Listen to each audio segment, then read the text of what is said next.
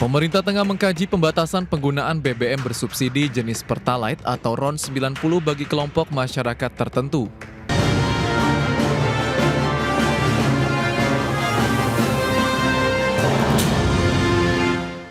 Ya, pemirsa, pemerintah tengah mengkaji pembatasan penggunaan BBM bersubsidi jenis Pertalite atau RON 90 bagi kelompok masyarakat tertentu. Dan Menteri Keuangan dan juga Menteri SDM sepakat pembatasan tersebut menjadi bagian dari upaya pemerintah memastikan subsidi BBM disalurkan lebih tepat sasaran.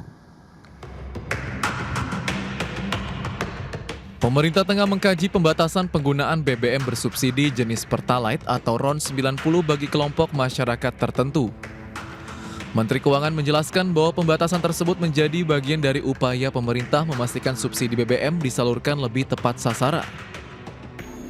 Purbaya menyebut kelompok masyarakat pada desil 9 dan 10 berpotensi menjadi sasaran pembatasan subsidi Pertalite.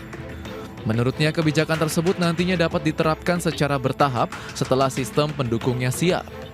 Bahas kemungkinan implementasi pembatasan subsidi Pertalite untuk yang tingkat atas, mungkin yang kuartil 9, 10, supaya nanti bukan sekarang ya, beberapa bulan kemudian kita bisa kurangi secara bertahap. Sedang kita pelajari sistemnya. Saya juga sudah sempat melihat sistem Pertamina sudah cukup baik sehingga siap bisa dilaksanakan. Sementara itu, Menteri ISDM Bahlil Lahadalia mengatakan pembatasan tersebut diperlukan karena selama ini sebagian subsidi BBM dinilai belum sepenuhnya tepat sasaran. Menurutnya, masyarakat pada kelompok ekonomi atas termasuk desil 9 dan 10 masih menikmati subsidi Pertalite. Jadi menyangkut dengan pembatasan itu, nanti kan ada jenis kendaraan, ya. Jangan pakai BMW, pakai Mercy, masa pakai minyak subsidi. Itu yang dimaksudkan oleh Pak Menteri tadi. Jadi teman-teman media tolong jangan dipelintir lagi, ya. Ini penting saya luruskan. Pemerintah pun belum mau memastikan kapan waktu penerapan kebijakan tersebut. Saat ini, pemerintah masih mempelajari mekanisme dan sistem yang akan digunakan. Dari Jakarta, Raharjo Patmo, IDX Channel.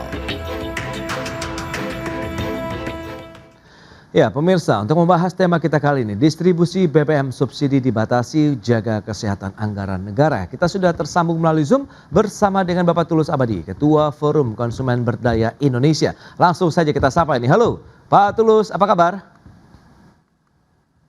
Ya, baik, alhamdulillah Mas Bras, kabar baik. Ya, kabar baik juga. Terima kasih atas waktu yang disempatkan. Tadi sudah disampaikan begitu. Lantas bagaimana sih pandangan dari FKBI ya terkait dengan rencana pemerintah ini akan menerbitkan larangan masyarakat kelompok ekonomi desil 9 dan 10 untuk bisa membeli BBM bersubsidi khususnya jenis Pertalite ini, Pak.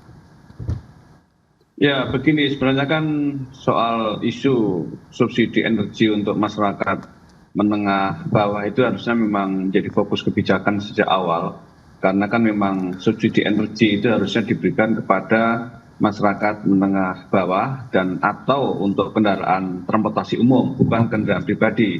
Nah, selama ini kan subsidi energi itu lebih banyak diserap oleh kendaraan pribadi, ini yang sebenarnya kurang tepat dari sisi policy energi maupun policy transportasi. Nah, kehendak pemerintah untuk mereview ini sebenarnya cukup rasional dari sisi kebijakan energi maupun kebijakan transportasi ya, tetapi memang harus dilakukan secara hati-hati, dalam arti harus melihat kondisi makroekonomi dan sistem yang dibangun juga harus baik ya. Kalau pemerintah mengklaim untuk menjaga kesehatan anggaran, ya kebijakan ini juga harus berdimensi untuk menjaga kesehatan finansial masyarakat begitu. Karena kan dengan kondisi yang seperti sekarang sebenarnya kan kita tahu data kelas menengah Indonesia itu sedang turun ya, dan oleh karena itu kebijakan yang berimplikasi terhadap pengeluaran mereka itu nanti memang tidak sampai level akan membuat gejolak ekonomi atau gejolak kelas menengah, tetapi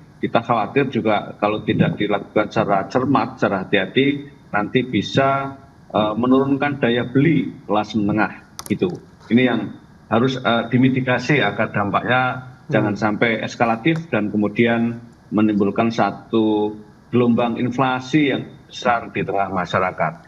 Kira-kira gitu Mas. Nah, kalau memang bicara mengenai kita harus hati-hati ke modifikasi dan juga mungkin penerapannya di lapangan begitu supaya tepat sasaran. Nah, ini seperti apa yang mungkin bisa Anda lihat begitu Pak Tulus sehingga pada saat diimplementasikan ini benar-benar ya tidak menimbulkan friksi juga begitu. Ingat memang ya harus yang berhak juga begitu yang menerima BBM bersubsidi ini, Pak.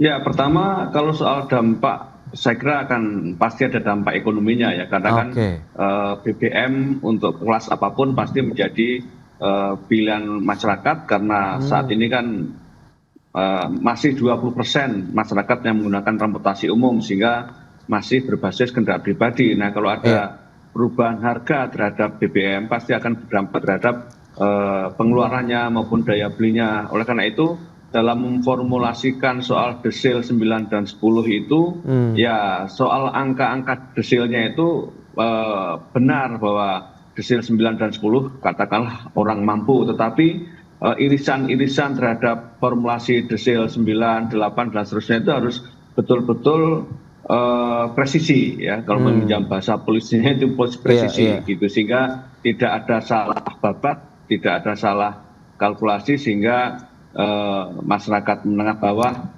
justru kena. Sebenarnya kalau secara ekstrim yang berhak terhadap subsidi energi kan memang teks ini sebenarnya masyarakat yang bukan pemilik kendaraan pribadi roda 4 ya, karena kalau sudah punya roda 4 sebenarnya ya sudah masuk kategori mampu. Cuma kan dengan kondisi ekonomi makro seperti ini pemerintah harus melihat itu pada level mana kemampuannya, karena saat ini kan justru kelas menengah selain daya beli turun juga status ekonominya turun, juga justru kelas menengah kan yang saat ini tidak mendapatkan apa-apa, tidak mendapatkan bantuan dari pemerintah, sementara kelas menengah bawah atau kelompok menengah bawah itu kan banyak mendapatkan subsidi, bantuan sosial dan lain sebagainya. Nah, kelas menengah ini belum mendapatkan bantuan kepada mereka yang dilakukan oleh pemerintah, sehingga kalau ada review terhadap harga BBM yang notabene menjadi komoditas strategis, ini yang betul-betul harus dilakukan secara hati-hati dan cermat sehingga tidak menimbulkan kelesuan ekonomi yang lebih parah. Tapi secara filosofi energi sebenarnya itu sudah bisa dimengerti bahwa subsidi energi itu memang satu hal yang harus dikendalikan, harus diperketat dalam implementasinya dan peruntukannya gitu. Karena kan kita tahu subsidi energi kita masih banyak diimpor ya dari berbagai negara, sehingga memang kurang tepat kalau komoditas impor tetapi disubsidi. Kedua, kita masih produksinya masih minimalis ya, di dalam negeri juga menjadi sangat berat kalau subsidinya semakin bertambah baik untuk BBM atau gas LPG atau bahkan juga untuk listrik. Ya itu dia, yang perlu diantisipasi seperti apa sih potensi-potensi gejolak ekonomi pada konsumen kelas menengah begitu. Ingat batas tipis antara desil 8, 9 ini juga kan kita tahu yang perlu dijaga juga Pak Tulus. Kita bahas lebih jauh nanti di segmen berikutnya, kita akan jeda sebentar ya Pak Tulus ya. Dan pemirsa tetaplah bersama kami.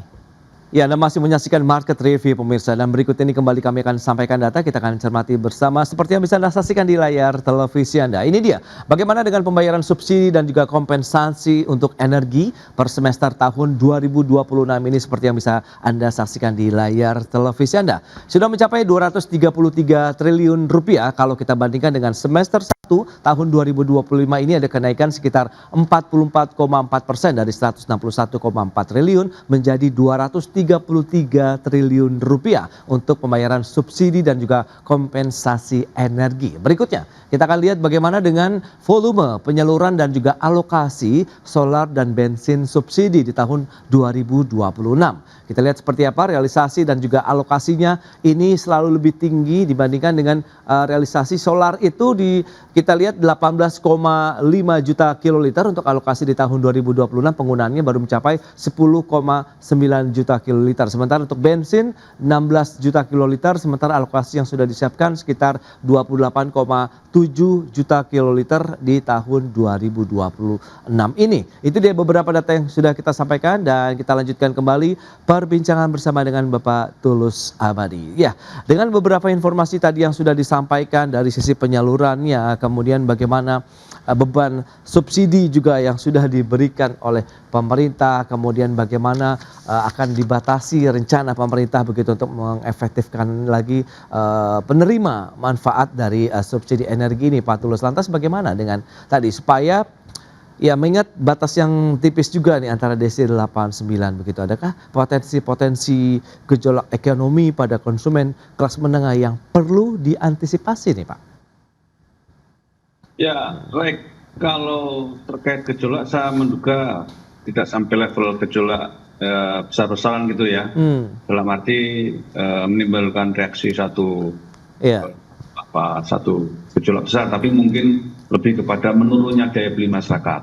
Ya, sekalipun untuk kelas menengah. Karena dengan ini harus diwaspadai, karena dengan kelas menengah yang turun daya belinya, itu nanti juga inflasinya akan lebih besar, sehingga menimbulkan satu kelesuan ekonomi kalau tidak dimitigasi dengan baik oleh pemerintah. Nah, sebenarnya saya ingin bahwa pembatasan ataupun pengendalian BBM bersubsidi itu tidak menggunakan satu simulasi yang rumit ya, karena dengan menggunakan desil 9, desil 10 itu saya menduga ini satu formulasi yang rumit. Kenapa tidak dibuat formulasi yang lebih simpel, yang tidak menimbulkan satu perdebatan yang lebih complicated, misalnya dengan tahun kendaraan ataupun jenis kendaraan ya, sehingga bisa lebih gampang eksekusinya di lapangan. Tapi kalau basis desil itu potensi untuk terjadi salah sasaran ataupun salah pengurangan ini bisa lebih besar gitu. Tapi kalau berdasarkan satu tahun kendaraan atau merek kendaraan itu menurut saya lebih simpel ya. Misalnya kita sebut misalnya merek kendaraan Avanza misalnya, Avanza tahun sekian itu tidak menerima gitu. Dan sekarang sistem di Pertamina